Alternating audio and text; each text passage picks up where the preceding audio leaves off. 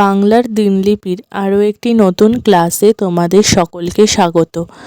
আজ আমরা পড়ব পশ্চিমবঙ্গ মধ্যশিক্ষা পর্ষদ দ্বাদশ শ্রেণীর চতুর্থ সেমিস্টার সিলেবাসে অন্তর্ভুক্ত একটি নাটক নানা রঙের দিন। নাটকটি লিখছেন অজিতেশ বন্দ্যোপাধ্যায়। তাহলে প্রথমে নাট্যকার পরিচিতি সম্পর্কে জেনে নেওয়া যাক। নাট্যকার অজিতেশ বন্দ্যোপাধ্যায় ছিলেন বাংলার নাট্য জগতের ইতিহাসে বিখ্যাত নাট্যকার, নাট্য পরিচালক এবং অভিনেতাও। তিনি মূলত বিদেশি বা ইংরেজি সাহিত্যে খ্যাতনামা নাট্যকারদের নাট্যসাহিত্য অনুবাদ করতেন, যার মধ্যে ছিলেন লুইজি পিরান্দেল্লো, আন্তন চেকভ, বার্টোল্ট ব্রেখট। তাদের অনুকরণে রচিত তার অনুবাদমূলক নাটকগুলির মধ্যে উল্লেখযোগ্য হল নাট্যকারের সন্ধানে 6টি চরিত্র, মঞ্জুরি আমের মঞ্জুরি, 3 পয়সার পালা, ভালো মানুষ প্রভৃতি। আমাদের আলোচ্য নানা রঙের দিন নাটকটি আন্তন চেকভের সোয়ান সং একাঙ্ক নাটকের দ্বারা অনুপ্রাণিত হয়ে তিনি রচনা করেছেন।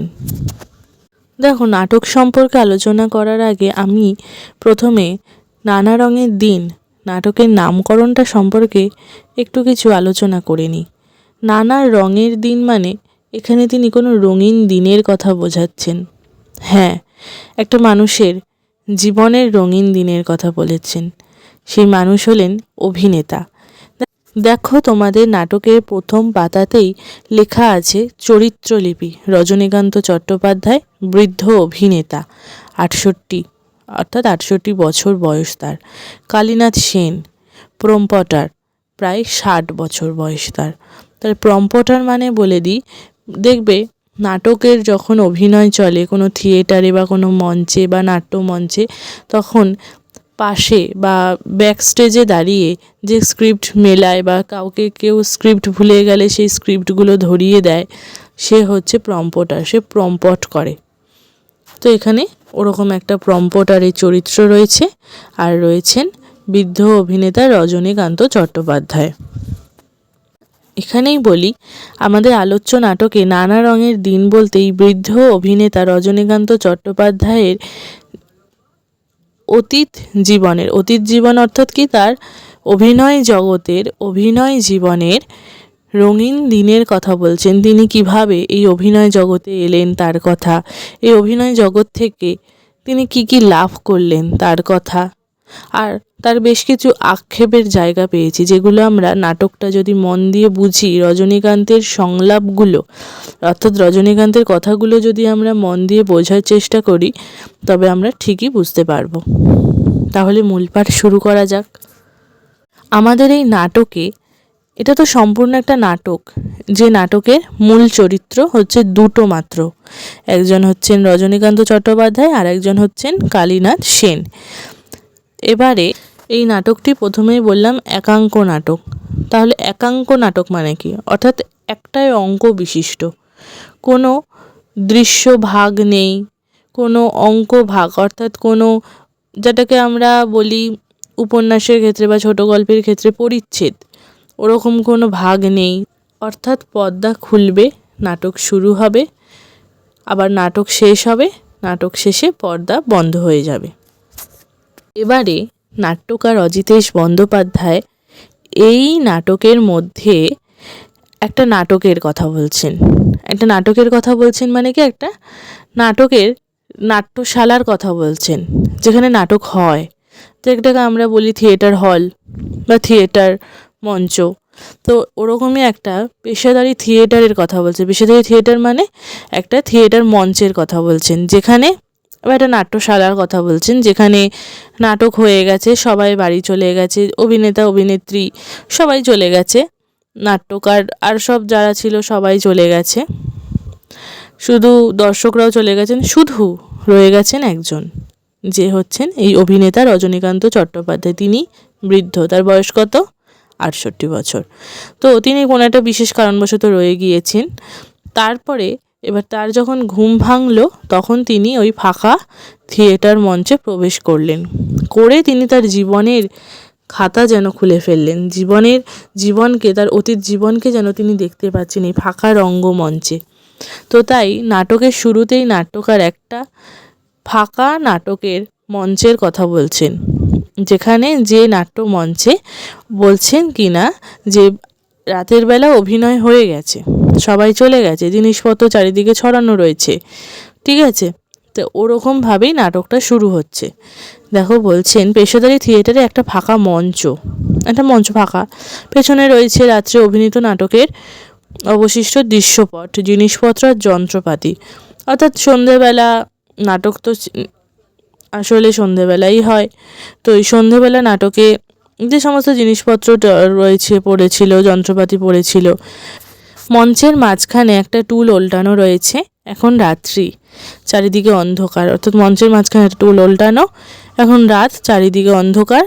দিলদারের পোশাক পরে প্রবেশ করেন রজনীকান্ত চট্টোপাধ্যায়। অর্থাৎ এই রজনীকান্ত চট্টোপাধ্যায় সন্ধেবেলা যে নাটকের অভিনয় হয়েছিল সেই অভিনয়ে দিলদার চরিত্রের পোশাক পরেছিলেন। সেই চরিত্রের পোশাক পরে তিনি প্রবেশ করেছেন মঞ্চে। তিনি কোনো একটা কারণবশত, আমি আগে থেকেই বলে দিচ্ছি, তিনি গ্রিন রুমে ছিলেন। গ্রিন রুম মানে নিশ্চয়ই তোমরা জানো। গ্রিন রুম মানে আমিও বলে দিচ্ছি, নাটকের যে নাট্যশালা হয়, যেখানে নাটক হয় তার পাশে যেখানে সবাই তৈরি হয় সেটাকেই গ্রিন রুম বলে। তো ওই গ্রিন রুমে তিনি ছিলেন। তো যাই হোক, তিনি মঞ্চে প্রবেশ করলেন দিলদারের পোশাক পরে। তিনি যে চরিত্রে অভিনয় করছিলেন সেই অভিনয়েরই পোশাক পরেছিলেন। তার হাতে একটা জ্বলন্ত মোমবাতি, হাসছেন তিনি হাসতে হাসতে প্রবেশ করছেন। ও রজনী বলছেন, আচ্ছা ব্যাপারটা কি বলো তো, কি গেরো ঘুমলুম একেবারে গ্রিন রুমে। দেখো, ও গ্রিন রুমে ঘুমিয়ে পড়েছিল। নাটক কখন শেষ হয়ে গেছে, হল ফাঁকা, শাহজাহান জাহানারা সব পাত্রপাত্রী ভো ভো মানে আগের দিন রাতে, অর্থাৎ আগের দিন রাতে মানে রাতের বেলা যে অভিনয় হয়েছিল, সন্ধেবেলা যে থিয়েটার হয়েছিল বা যে নাটক হয়েছিল, সেই নাটকে যে চরিত্ররা ছিল তাদের মধ্যে কেউ চরিত্র ছিল শাহজাহান, কেউ চরিত্র ছিল জাহানারা, আর রজনীবাবু তো নিজেই ছিল দিলদার চরিত্রে।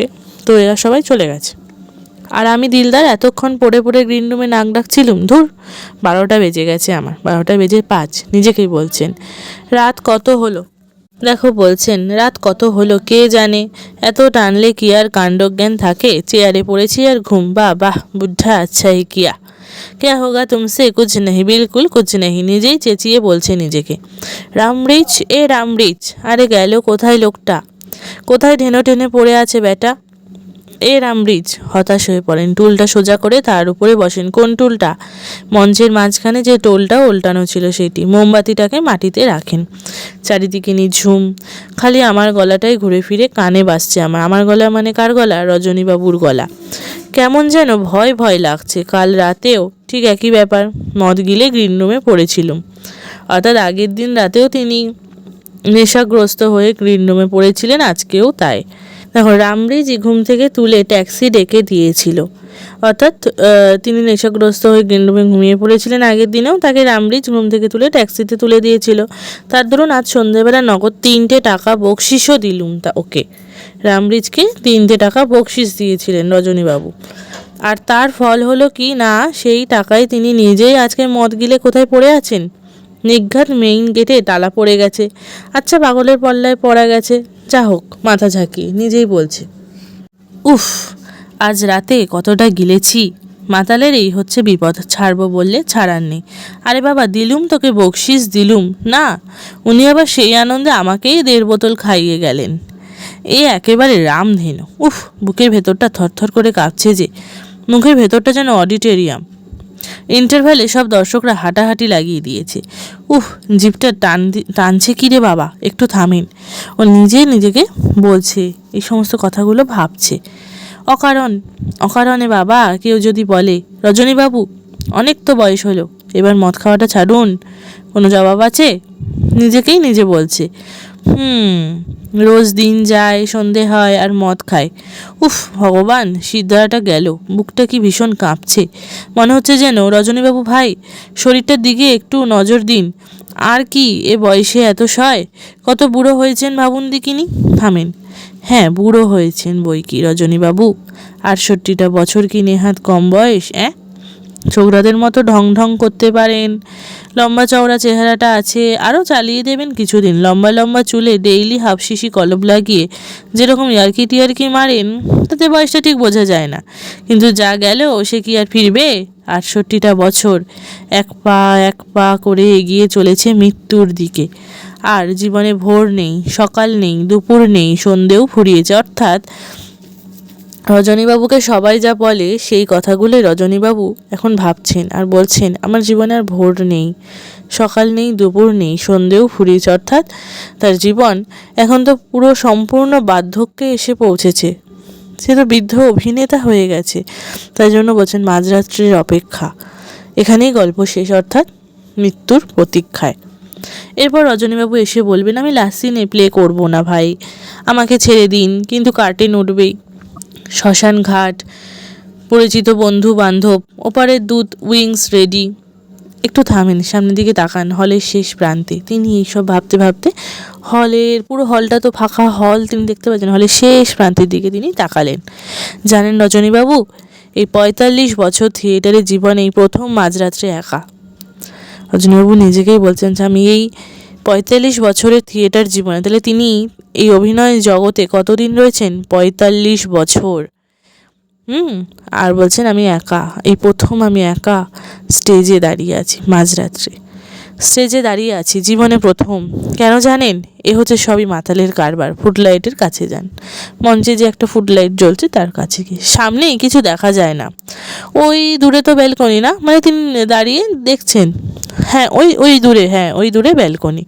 ফার্স্ট বক্সটাও দেখতে পাচ্ছি এখন, ওই তো সেকেন্ড, থার্ড, ফোর্থ বক্সটাও সব গভীর অন্ধকারে ডুবে আছে। সব মিলিয়ে যেন একটা শ্মশান। যেন ওর দেওয়ালে কালো কালো অঙ্গারে লেখা আছে আমার জীবনের শেষ কথাগুলো। অর্থাৎ তিনি বলছেন এই যে থিয়েটার, যে মঞ্চ বা থিয়েটার যে হল, তার প্রতিটি অঙ্গারে অঙ্গারে, প্রতিটি স্থানে লেখা আছে তার ৪৫টা বছরের ইতিহাস। তিনি এই থিয়েটার হলকে কেন্দ্র করেই তো তার ৪৫টা বছর অভিনয় জীবন কাটিয়েছেন, সেটার কথাই বলছেন। দেখো, বলছেন জীবনের শেষ কথাগুলো, কত নড়াচড়া, কত উদ্বেগ, কত প্রেম, কত মায়া, সব মিলিয়ে যেন মৃত্যুর নিঝুম ঘুমের আয়োজন করে রেখেছে কারা। উফ, কি শীত! সব আছে, শুধু মানুষ নেই। সব ভুতুরে বাড়ির মতো খাঁ খাঁ করছে। মরে গেছে নাকি? দেখো, তিনি ভাবছেন এই মাঝরাত্রে চারিদিক, এই থিয়েটার মঞ্চের যতদূর তিনি দেখতে পাচ্ছেন, ততদূর তিনি দেখতে পাচ্ছেন সবই অন্ধকারের মধ্যে ডুবে আছে। ওরম তার জীবনটাও মৃত্যুর দিকে আস্তে আস্তে ডুবে যাচ্ছে, মৃত্যুর দিকে পতিত হচ্ছে। দেখো, আবার বলছেন সিদ্ধারায় ভেতর দিয়ে কীরকম শিরশির করছে যেন। হঠাৎ চেঁচিয়ে, রামরিচ, রামরিচ, কাহা গেয়া রে? উফ, মাঝরাত্রে, এই মাঝরাতে একা একা কী সব মৃত্যু, শ্মশান, আবুল তাবুল ভাবছি। হবে না কেন? কম গিলেছি আজকে? মদটা ছেড়ে দিন রজনীবাবু, মদটা ছেড়ে দিন। বুড়ো হয়ে গেছেন, আর ২ দিন বাদেই খাটে উঠবেন। মশাই ধরুন, আপনার মতো বয়স হয়েছে যাদের ৬৮টা বছর, তারা সময় মতো মাপঝোঁক করে খাওয়া দাওয়া করেন, সকালে সন্ধ্যা বেড়াতে যান, সন্ধ্যাবেলা কীর্তন টেত্তন শোনেন, ভগবানের নাম করেন। আর আপনি রজনীবাবু এসব কি করছেন মশাই? বলছেন আর আপনি কি করছেন? সবাই এই বয়সে কি করে, আর আপনি কি করছেন? রজনীবাবু নিজের পেশাকে গুরুত্ব দিয়েছেন। তিনি অভিনেতা, বৃদ্ধ হলেও তিনি তো অভিনেতা। মাঝরাতে দিলদারের পোশাক পরে পেট ভর্তি মদ গিলে এসব থিয়েটারি ভাষায় কি আবোল তাবোল বলছেন বলুন তো? বলছে তবে এই বৃদ্ধ বয়সে, ৬৮ বছর বয়সে মাঝরাত্রে মদ গিলে এরকম আবোল তাবোল শ্মশান, এই মৃত্যু, এই দেওয়াল, এইসব উল্টোপাল্টা বলাটা তো আমার উচিত নয়। এই সমস্ত বয়সের মানুষেরা এখন রাতের বেলা ঘুমিয়ে নাক ডেকে ঘুমাচ্ছে, আর আমি এইসব কী সব বলছি মদ গিলে? নিজেই নিজেকে বলছেন। কেউ শুনলে ভয় পেয়ে যাবে যে। আন্দাজ করুন দেখি, আপনার চোখগুলো দেখতে কেমন লাগছে। যান, মেকআপ টেকআপ তুলে, চুল টুল আঁচড়ে, ভদ্রগোছে জামা কাপড় পরে বাড়ি যান দেখিনি। কী যে পাগলামি করেন সারা রাত ধরে, এই সব ভাবলে হঠাৎ হার্ট ফেল করবেন যে। নিজেই নিজেকে বলছেন। উইংস দিয়ে বেরিয়ে যেতে চান। সে যেই এগিয়েছেন অমনি দেখা গেল পরনে ময়লা পাজামা, গায়ে কালো চাদর, এলোমেলো চুল, বুড়ো কালীনাথ সেন ঢোকেন। রজনীবাবু ভয়ে চিৎকার করে পিছিয়ে যান। দেখো এই কালীনাথ সেনকে যখন নাটকটা শুরু করেছিলাম তখন ওই চরিত্রলিপিতে লেখা ছিল দুটো চরিত্রের কথা, এক হচ্ছেন রজনী আর এক হচ্ছেন কালীনাথ। এবার কালীনাথ সেনের প্রবেশ হচ্ছে। তাহলে এই মাঝরাতে উইংস দিয়ে যখন অভিনেতা রজনীকান্ত চট্টোপাধ্যায় বেরিয়ে যেতে চান ঠিক তখনই প্রবেশ করেন কালীনাথ। পরনে তার ময়লা জামা, পাজামা আর কি, গায়ে কালো চাদর, এলোমেলো চুল, বুড়ো কালীনাথ সেন ঢোকেন। রজনীবাবু দেখো চিৎকার করে বলছেন, কে, কি চাই তোমার, কি চাই? অর্ধেক রাগ অর্ধেক মিনতি করে, কে, কে তুমি? কালীনাথ বলছেন, আমি। এখনও রজনীবাবু ভয় পেয়ে বলছেন, কে, নাম বলো। আস্তে আস্তে এগিয়ে এসে কালীনাথ বলছেন, আমি চাটুর্যে মশাই, আমি কালীনাথ, আপনাদের প্রম্পটার কালীনাথ। রজনীকান্ত অসহায় হয়ে টুলের উপর বসে পড়েন। জোরে জোরে নিঃশ্বাস পড়তে থাকে, সারা শরীর কাঁপতে থাকে। ভয় পেয়ে গেছে। হঠাৎ করে মাঝরাতে কাউকে একটা দেখতে পেয়ে ফাঁকা থিয়েটার হলে যাদের কখনো কোনো থাকারই কথা না, কেউ থাকারই কথা না, সেখানে কাউকে দেখতে পেয়ে স্বাভাবিক ভয় পাওয়ার কথা। দেখো রজনী, কে? ও তুমি, তুমি কালীনাথ? তুমি এত রাতে কি করছিলে এখানে? কালীনাথ বলছেন, আমি রোজ লুকিয়ে গ্রিন রুমে ঘুমোই চাটুর্যে মশাই, কেউ জানে না। আপনি বামুন মানুষ, মিছে কথা বলবো না। আপনার পায়ে ধরছি, এ কথাটা মালিকের কানে তুলবেন না চাটুর্যে মশাই। মালিক মানে ওই থিয়েটার হলটা যার, তার কানে তোলার কথা বারণ করছি। কি তোলার কথা?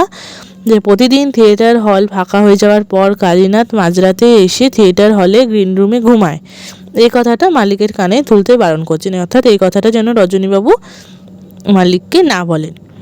আমার শোবার জায়গা নেই, একেবারে বেঘরে মারা পড়বো তাহলে। আমার শোবার জায়গা নেই, একেবারে বেঘরে মরে যাব যদি মালিক জানতে পেরে আমাকে তাড়িয়ে দেয়, তাকে যদি আর আসতে না দেয় মাঝরাত্রি। দেখো রজনী বলছেন, ও তুমি কালীনাথ, তাই বলো, বলো কালীনাথ তুমি। কি হয়েছে জানো, আজকে শোতে আমি 7টা ক্ল্যাপ পেয়েছি, 2বার তো স্পষ্ট শুনেছি। মায়েরই এই না হলে অ্যাক্টিং। কে যে একবার বললে, দেখছো রজনী চাটুর্যে, মরা হাতি 1.25 লাখ। দেখো তাকে মরা হাতি 1.25 লাখ বললো। কেন বলল? কারণ তার বয়স হয়ে গেছে, তার কাজের ঢং, তার গলার যে ভঙ্গিগুলো সেগুলো সব নষ্ট হয়ে গেছে। তার জীবনে যেমন বার্ধক্য এসছে তেমন তার অভিনয় জগতেও বার্ধক্য এসছেন। তাই জন্যই বলছে তাকে মরা হাতি 1.25 লাখ। তাহলেই বুঝলে কালীনাথ পাবলিক এখনও কীরকম ভালোবাসে আমাকে। আসলে যতক্ষণ স্টেজে দাঁড়িয়ে থাকি ততক্ষণ কদর, তারপর যে যার ঘরে যায় তখন কে কার। কেই বা এই বুড়ো মাতালটার খোঁজ করে, বলে উঠুন রজনীবাবু, চলুন বাড়ি যাবেন। কেউ বলে না বাড়ি চলুন, আপনাকে আমি বাড়ি পৌঁছে দেবো। কালীনাথ বলছেন। রজনীবাবু বলছে, কেন বাড়ি, কেন, কোথায়? আপনার মনে পড়ছে না আপনার বাড়ি কোথায়? দেখো কালীনাথ বলছেন যে চলুন আপনাকে বাড়ি পৌঁছে দিই, কিন্তু রজনী বলছে বাড়ি কোথায়, আমার বাড়ি যাবো কেন? দেখো তার বাড়ি না যেতে চাওয়ার এখানে তার একটা আক্ষেপ প্রকাশ পাচ্ছে। এরপর দেখো রজনীর সংলাপেই প্রকাশ পাচ্ছে, তা পড়েছে বই কি, কিন্তু কি হবে বাড়ি ফিরে, একটু ভালো লাগে না বাড়িতে। জানো কালীনাথ, পৃথিবীতে আমি একা। সত্যি রজনীবাবু একা, তার জীবনে কেউ নেই, তার পাশে কেউ নেই। হ্যাঁ তার পাশে অনেকে আছে, তার পরিবার বলে কিন্তু কেউ নেই। আমার আপনজন কেউ নেই, বউ নেই, ছেলে মেয়ে নেই, সঙ্গী সাথী নেই, কেউ কোথাও নেই। আমি একদম একা, একেবারে নিঃসঙ্গ। কেমন জানো, ধুধু করা দুপুরে জ্বলন্ত মাঠে বাতাস যেমন একা, যেমন সঙ্গীহীন, তেমনই আদর করে একটা কথা বলে এমন কোনো লোক আছে আমার? মরবার সময় মুখে 2 ফোঁটা জল দেয় এমন কেউ নেই আমার। আর জানো, যখনই এইসব কথা ভাবি তখনই ভয়ে যেন বুকের ভেতরটা হিম হয়ে আসে আমার। তখন কেউ 2টো ভালো কথা বলে, কেউ কি এই বুড়ো মাতালটার হাত ধরে নিয়ে গিয়ে বিছানায় শুইয়ে দেয় না। আমি কার, কে চায় আমাকে? বলছে আমার কেউ নেই, আমি পুরো নিঃসঙ্গ, একা, কেউ আমাকে চায় না।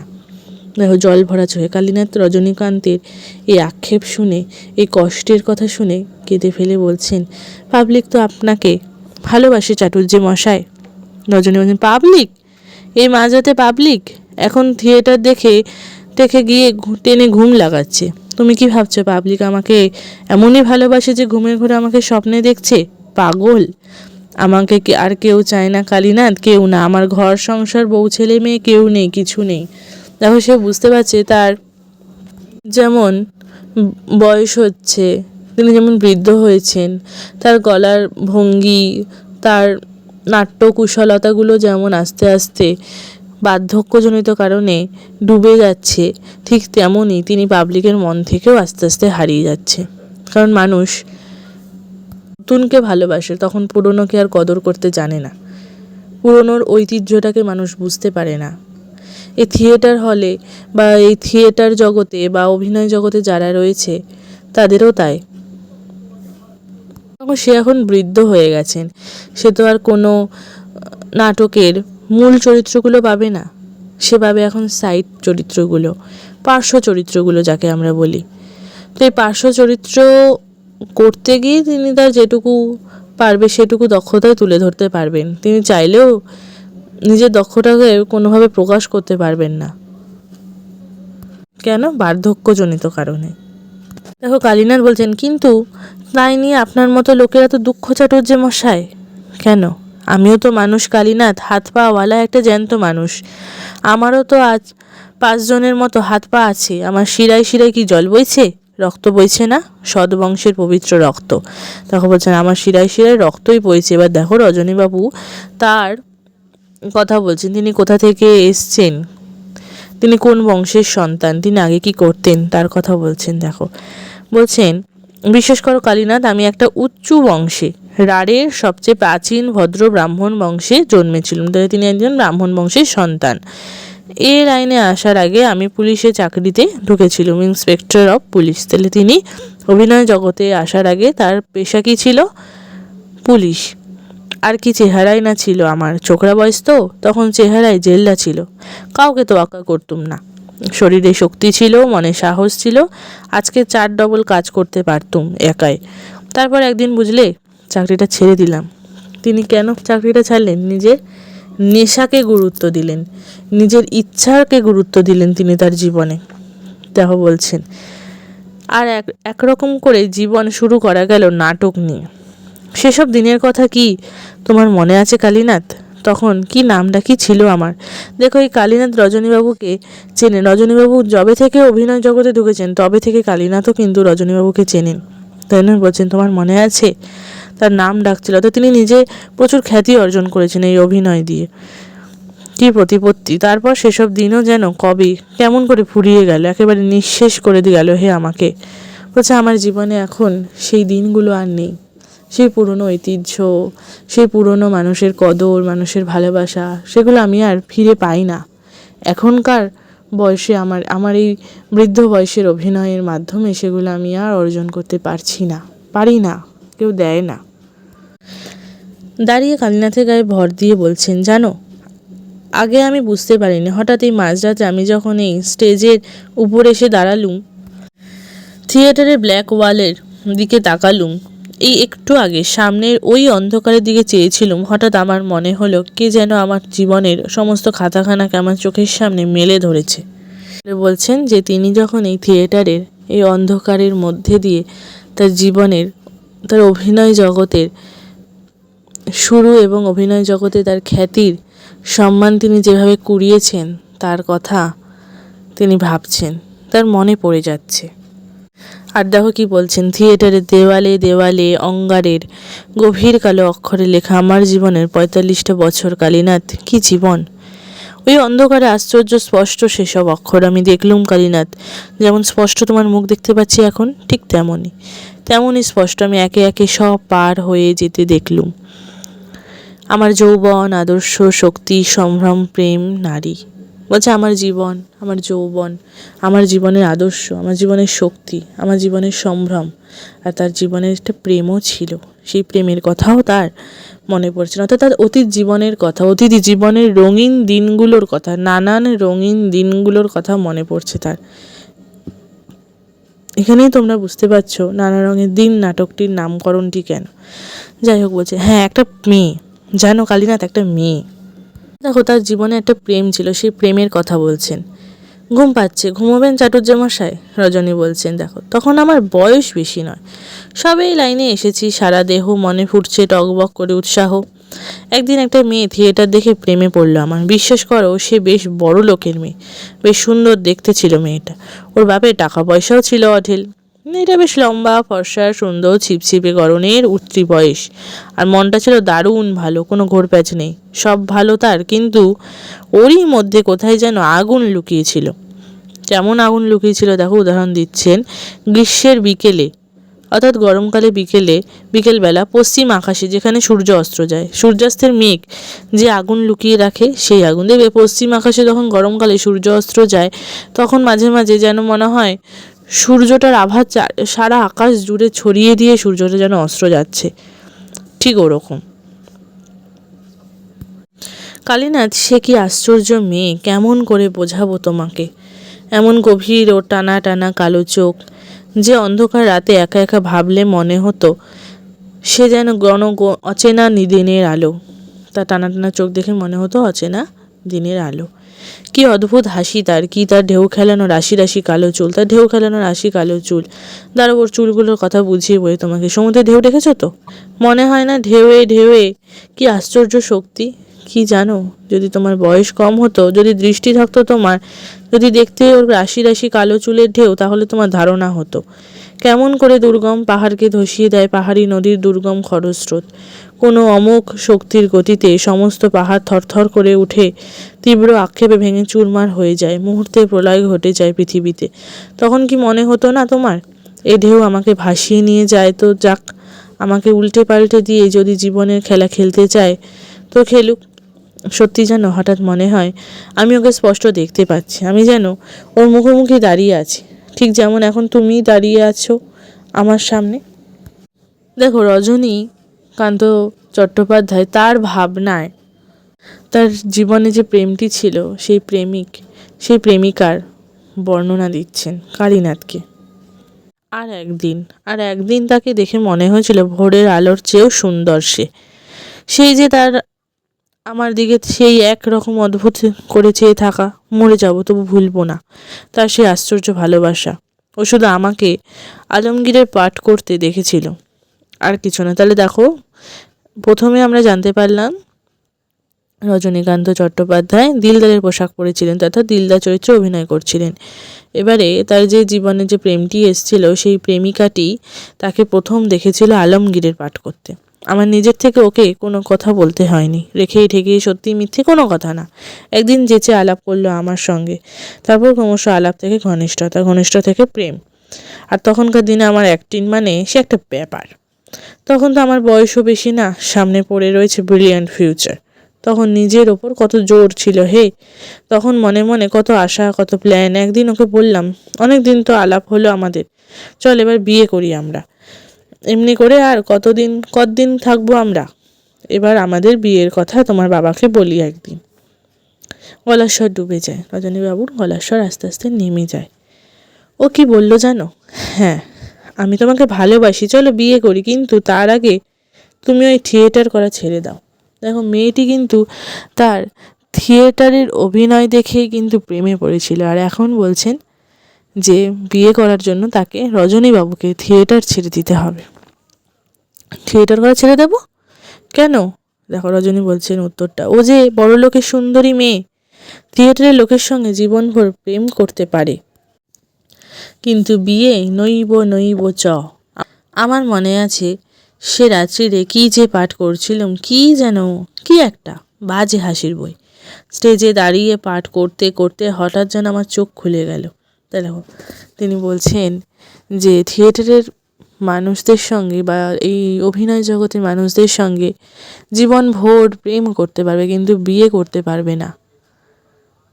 হ্যাঁ, এটা সমাজে একটা নিয়ম। তাই তিনি বলছেন সেই দিন সেই আঘাতটা পাওয়ার পর তিনি কি অভিনয় করেছিলেন, কি পাঠ করেছিলেন, তার কিচ্ছু মনে নেই, আবোল তাবোল যা তা করে গেছিলেন। আর বলছেন সেই রাত্রেই জীবনে প্রথম মক্কম বুঝলুম যে যারা বলে নাট্যাভিনয় একটা পবিত্র শিল্প, তারা সব গাধা, তারা সব মিথ্যে কথা, বাজে কথা বলে নাট্যাভিনয় অর্থাৎ নাটক অভিনয় একটা পবিত্র শিল্প, এটা মিথ্যে কথা, সম্পূর্ণ মিথ্যে কথা। কেউ নাটক অভিনয়কে ভালোবাসে না, পবিত্র শিল্প বলে মনেই করে না। যদি কেউ পবিত্র শিল্প বলে মনে করতো, তবে জীবনভর তার সঙ্গে থাকতে পারত। তাই তিনি দেখো ব্যঙ্গ করেই বলছেন, অভিনেতা মানে একটা চাকর, ব্যঙ্গ করে নয়, সমাজকে বলছেন অভিনেতা মানে একটা চাকর, একটা জোকার, একটা ক্লাউন। লোকেরা সারাদিন খেটে খুঁটে এলে তাদের আনন্দ দেওয়াই হলো নাটকওয়ালাদের একমাত্র কর্তব্য। মানুষ নিজেদের মনগুলোকে সতেজ করার জন্য, একটু আনন্দ পাওয়ার জন্য সারাদিনের কাজ সেরে বা অফিস কাচারি করে এই থিয়েটার দেখতে আসতো। এখনও যায়, এখনও আসতো বলছি কেন। তাই এই থিয়েটারওয়ালাদের কাজ কি? এই মানুষদের একটু আনন্দ দেওয়া, বিনোদন দেওয়া নাটকওয়ালাদের কাজ নাকি এটা? সবাই তো নাটকওয়ালাই মনে করে যারা থিয়েটার অভিনয় করে। দেখো বলছেন, মানে এক কথায় একটা ভার কি মোসাহেবের যা কাজ তাই। আর সেই দিনই বুঝলুম পাবলিকের আসল চরিত্রটা কি। তারপর থেকে ওইসব ফাঁকা হাততালিতে, খবরের কাগজের প্রশংসায়, মেডেল সার্টিফিকেটে নাট্যাভিনয় একটা পবিত্র শিল্প, এইসব বাজে কথায় আমি বিশ্বাস করি না। পাবলিক মহোদয় আলবাত হাততালি দেবেন, খুব প্রশংসা করবেন, সব ঠিক, কিন্তু যেই তুমি স্টেজ থেকে নামলে তুমি তাদের কেউ না, তুমি থিয়েটারওয়ালা, একটা নকল নবিশ, একটা অস্পৃশ্য ভার। তা বলে কি তারা তোমার সঙ্গে আলাপ করবে না? চা সিগারেট খাওয়াবেন না? তা খাওয়াবেন, অনেক কথা বলবেন, আলাপ আলোচনা করবেন, হাসবেন, নমস্কার করবেন। তা নইলে বাইরে জাহির করবেন কি করে? ও অমুক আর্টিস্ট, হ্যাঁ হ্যাঁ ওকে আমি চিনি, ওর সঙ্গে আমার খুব খাতির, উনি তো সেই দিন অবধি আমার ঘরে। সব ঠিক, অর্থাৎ তোমার সঙ্গে মিশবে, তোমার সঙ্গে আলোচনা করবে, তোমার সঙ্গে গল্প করবে, তোমাকে চা বিড়ি সিগারেট খাওয়াবে, মানে লোকের কাছে জাহির করবে কি করে? হ্যাঁ ও ও আমি তো চিনি, ওর সঙ্গে তো আমার এরম সম্পর্ক। নিজেকে মানুষ জাহির করবে, কিন্তু এই অভিনয় জগতে যারা অভিনয় করে তাদেরকে কিন্তু কেউ জাহির করবে না। জন্য বলি, দেখো সব ঠিক, কিন্তু কোনো সামাজিক সম্মান তুমি পাবে না। থিয়েটারের পরিচয়ে কেউ তার মেয়ে কিংবা বোনের সঙ্গে বিয়ে দেবে কারো? যে কেউ কারোর মেয়ে বা বোনের সঙ্গে বিয়ে দেবে না, কখনো না। জানো, তোমার ওই পাবলিক মানে থিয়েটারের টিকিট কেনা খদ্দেরদের আমি কাউকে বিশ্বাস করি না। বলছি আমি কাউকে, একজনকেও বিশ্বাস করি না। রজনীবাবুর জীবনকে নতুন করে চিনতে পারার এই কথাগুলো শুনে কালীনাথ বলছেন, পুরনো দিনের কথা ভুলে যান চাটুর্যে মশাই, শুধু শুধু মন খারাপ করে কি হবে, চলুন বাড়ি নিয়ে যায় আপনাকে। রজনী আরও বলছেন, নাট্যাভিনয় একটা পবিত্র শিল্প, এই পবিত্রতার নামাবলিটাই সেই দিন হঠাৎই ফাঁস হয়ে গেল আমার সামনে হঠাৎ। আর তারপর থেকে সেই মেয়েটা কি হলো কে জানে। আমারও আর কিছু ভালো লাগতো না। ভবিষ্যতে চিন্তা সব বই বাছাই ফাছাই মাথায় উঠে গেল, আবোল তাবোল সব পাঠ করতে লাগলাম, সেসব যাতা পাঠ। বলছে আমি এখন যাতা পাঠ করতে থাকলাম। তারপর লোকের মুখে শুনলাম জ্ঞানী ব্যক্তিদের মতে, অর্থাৎ লোকের মুখে শোনা রজনীবাবুর সম্পর্কে, নিজের সম্পর্কে নিজেই শুনেছেন। জ্ঞানী ব্যক্তিরা বলতো এইসব দেখে নাকি দেশের ছোড়াগুলো গোল্লায় যাচ্ছে, অর্থাৎ এই অভিনয় দেখে নাকি দেশের ছোড়ারা গোল্লায় যাচ্ছে। তবু যেই স্টেজে নেমেছি তখন ওই সব জ্ঞানী ব্যক্তিরা, যারা এই যে দেশের ছেলেরা গোল্লায় যাচ্ছে এই অভিনয় দেখে, তারাই আবার রজনীবাবুকে বলেছেন, বাহ বাহ দারুণ, কি ট্যালেন্ট, ধুত্তর নিগুজি করেছে ট্যালেন্টের। আস্তে আস্তে বয়স বাড়লো, গলার কাজ নষ্ট হয়ে গেল, একটা নতুন চরিত্রকে বোঝবার ফুটিয়ে তোলবার ক্ষমতা নষ্ট হয়ে গেল। থিয়েটারের দেয়ালে দেয়ালে কার অদৃশ্য হাত অঙ্গারে কালো কালো জ্বলন্ত অক্ষরে লিখে দিয়ে গেল, অর্থাৎ তার এই থিয়েটার জগতে, তার এই থিয়েটার হলে যেন অঙ্গারে অঙ্গারে দেওয়ালে দেওয়ালে লিখে দিয়ে গেল প্রাক্তন অভিনেতা রজনী চাটুর্যের প্রতিভার অপমৃত্যুর করুণ সংবাদ। প্রাক্তন অভিনেতা মানে কি? তিনি যখন যথার্থ অভিনয় শিল্পী ছিলেন, অর্থাৎ যথার্থ অভিনেতা ছিলেন, আর এখন তিনি প্রাক্তন অভিনেতা হয়ে গেছেন, অর্থাৎ তিনি এখন মূল চরিত্র থেকে পার্শ্ব চরিত্রে নেমে এসেছেন তার বয়সের কারণে, তার বার্ধক্যের কারণে। তাই জন্যই বলছেন রজনী চাটুর্যের অপ্রতিভার, অর্থাৎ তার যে আসল যে প্রতিভা, সেই প্রতিভার তো অপমৃত্যু হয়েই গেছে। এখন যেটুকু আছে সেটুকু দিয়েই তিনি অভিনয় চালিয়ে যাচ্ছেন। অপমৃত্যুর করুণ সংবাদ। দেখো বলছেন, আমি আগে বুঝতে পারিনি জানো, আজ রাতে সবে হঠাৎ ঘুম থেকে চমকে জেগে উঠে আমি স্পষ্ট বুঝতে পারলাম কথাটা। পিছনের দিকে তাকিয়ে দেখি অন্ধকারে দাঁড়িয়ে চুপ করে আমার দিকে তাকিয়ে আছে আমারই জীবনে ৬৮টা বছর, অর্থাৎ তার জীবনেরই ৬৮ বছরকে তিনি দেখতে পাচ্ছেন, তার জীবনের অতীতগুলোকে দেখতে পাচ্ছেন তিনি।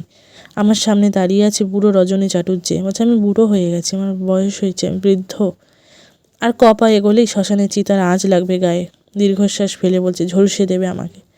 বলছে আর কিছুদিন পরেই আমার মৃত্যু ঘটবে, তখন যেটুকু পরিচয় রয়েছে আমার সমাজের কাছে, সমাজ সেটুকুও আমাকে ভুলে যাবে।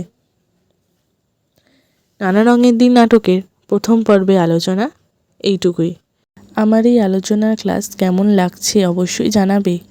আর সেই সঙ্গে ক্লাসটি বন্ধুদের মাঝে শেয়ার করে দিও এবং এরকম আরও বিষয়ভিত্তিক আলোচনা পেতে হলে চ্যানেলটি লাইক করে সাবস্ক্রাইব করে বেল আইকন প্রেস করে দিও। ধন্যবাদ।